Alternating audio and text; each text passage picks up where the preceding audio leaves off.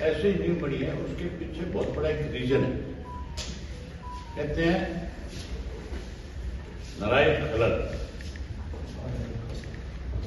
नारायण खलत और खल के खुदा।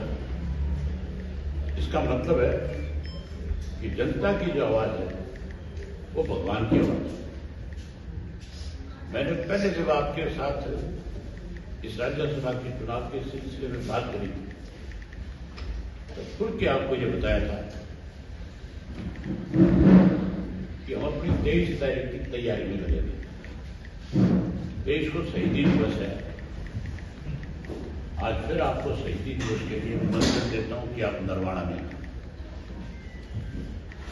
और उस वक्त मैंने 90 साथियों की ड्यूटी लगाई थी, 90 के 90 विधानसभा क्षेत्र में लोगों को जाकर के निमंत्रण दिया।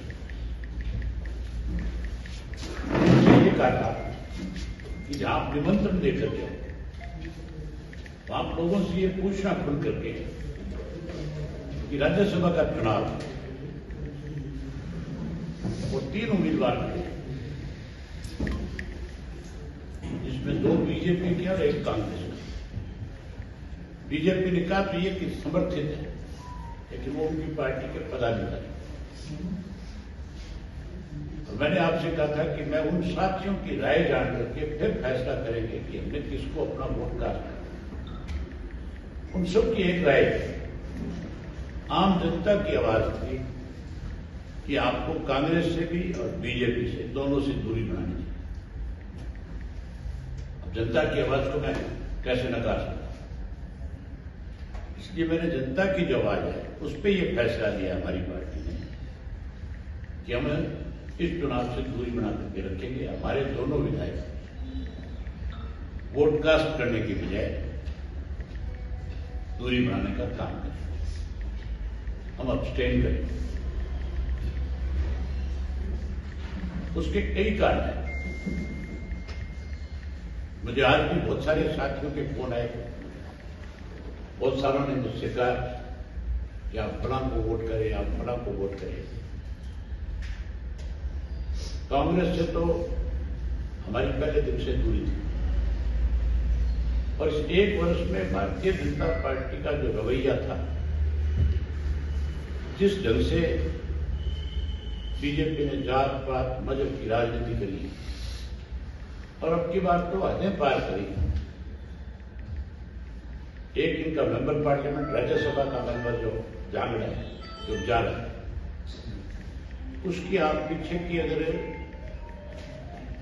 वीडियो देखो, सोशल मीडिया पर जिस तरह से उसने बोला है चौधरी देवीलाल जी के बारे में, चौटाला साहब के बारे में और हमारी पार्टी के बारे में, उसी तरह से फिर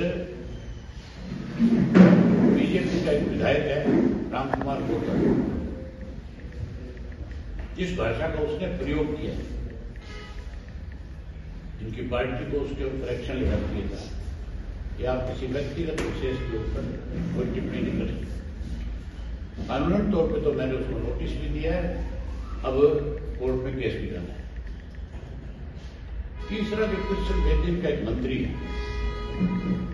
जो भाषा उसकी रही है, वो मेरे से क्या उम्मीद कर सकते हैं कि मुझे कोई गाली देने वाला मुझसे कैसे वोट मांग सकता है।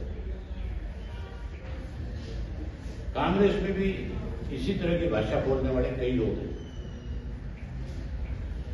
इसीलिए हमने ये कहा कि एक नागनाथ है, एक सांपनाथ है और एक बिच्छुनाथ है, जिनके पल्ले कुछ नहीं है बेचारों में, लेकिन वो भी सारा दिन हमें टारगेट करते। ऐसे लोगों को सबक मिले, इसके लिए हमने ये फैसला किया।